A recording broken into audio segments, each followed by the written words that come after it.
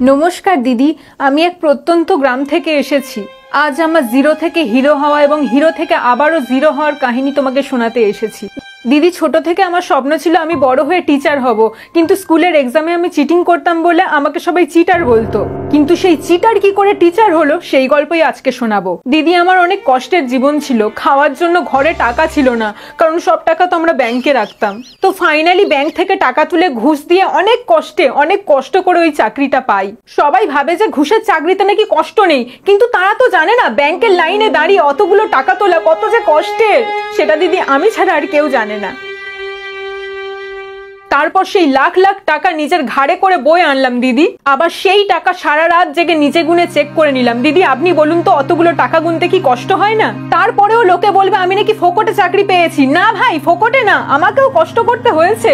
রাত জেগে তোমরা যেমন বই পড়েছো, রাত জেগে আমাকেও টাকা গুনতে হয়েছে। তো দিদি, তারপর অনেক লড়াই করার পর আমি চাকরি পাই। সেদিন আমি অনেক খুশি হয়েছিলাম। অনেক কষ্ট করলে যে কেষ্ট মেলে সেটা আমি প্রমাণ করে দিয়েছি দিদি, প্রমাণ করে দিয়েছি। যে মেয়েটা উচ্চ মাধ্যমিকে দুবার ফেল করেছে, সেই মেয়েটা আজ উচ্চ মাধ্যমিকের স্টুডেন্টদেরকে পড়াচ্ছে। এটা যে কতটা গর্বে সেটা আমি বলে বোঝাতে পারবো না দিদি। আমি নিজে ইতিহাসে ফেল করেও স্টুডেন্টদেরকে ইতিহাস পড়ি, ঐতিহাসিক রেকর্ড করেছি। এই, তুমি নিজে ইতিহাসে ফেল করে আবার অন্যদেরকে ইতিহাস কি পড়াও? বলো তো পলাশীর যুদ্ধ কিভাবে হয়েছিল?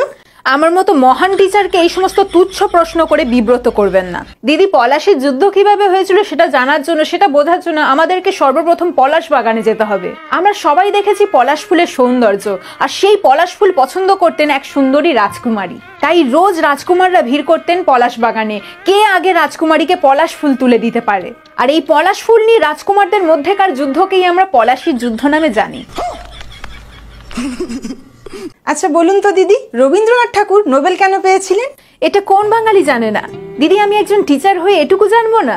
আসলে রবি ঠাকুর কদবেল একেবারেই পছন্দ করতেন না, এমনকি বেল ফুলও পছন্দ করতেন না। আর শুধু তাই নয়, কলিং বেল, সাইকেলের বেল, কোনো বেলই তিনি পছন্দ করতেন না। আর যেহেতু উনি কোনো বেলই পছন্দ করতেন না, তাই ব্রিটিশরা ওনাকে নো বেল দিয়েছিলেন।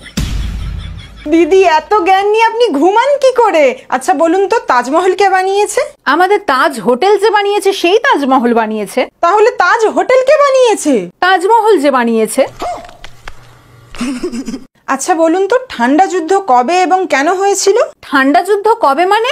দিদি, ঠান্ডা যুদ্ধ তো প্রত্যেক বছরই হয়। প্রত্যেক বছর ঠান্ডার সময় স্নান করা নিয়ে আমাদের বাড়িতে যে যুদ্ধ হয় তাকেই আমরা ঠান্ডা যুদ্ধ বলে জানি। গান্ধীজির ডান্ডি মাছ সম্পর্কে কি জানেন বলুন? এটা তো খুবই সিম্পল দিদি। আমরা সবাই জানি গান্ধীজি সচরাচর নাচতে পছন্দ করতেন না, কিন্তু এক সময় মার্চ মাসে তিনি ডান্ডিয়া নাচেন। হ্যাঁ, সাধারণত ডান্ডিয়া ফেস্টিভ্যাল অক্টোবরে হয়, নবরাত্রির সময়। কিন্তু গান্ধীজি যেহেতু মার্চ মাসে ডান্ডিয়া নেচেছিলেন, তাই সেটাকেই আমরা ডান্ডি মাছ হিসেবে জানি। দিদি, গান্ধীজির সম্পর্কে তো আপনি বিশাল জানেন দেখছি। আচ্ছা, গান্ধীজির লবণ সত্যাগ্রহ সম্পর্কে কি জানেন? আসলে গান্ধীজি একবার খেতে বসেছিলেন, কিন্তু আশ্চর্যজনকভাবে খাবারে লবণ কম ছিল, তাই তিনি লবণ খোঁজার উদ্দেশ্যে বেরিয়ে পড়েন। এবার আমাদের বাড়িতে লবণ ফুরিয়ে গেলে কি করি? পাশের দোকান দিয়ে লবণ কিনে আনি। কিন্তু গান্ধীজি তো আমাদের মতো ছিলেন না, তিনি তো মহাত্মা, মহান তার হৃদয়।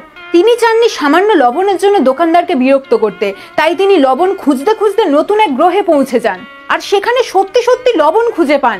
আর তাই জন্যই তিনি সেই গ্রহের নাম দেন লবণ সত্যগ্রহ। আর আমরা যে এই টাটা কোম্পানির লবণ খাই সেটাও কিন্তু ওই লবণ সত্যগ্রহ থেকেই আসে। দিদি, বোঝাই যাচ্ছে আপনি অনেক অভিজ্ঞ টিচার। তাই আপনাকে শেষ প্রশ্ন করতে চাইছি, আর সেটা হলো আপনি বস্টন টি পার্টির সম্পর্কে কি জানেন বলুন? আসলে এই বোস্টন টি পার্টির অনেক বড় একটা ইতিহাস রয়েছে। একসময় বোসবাড়িতে টন চা উৎপাদন হয়েছিল।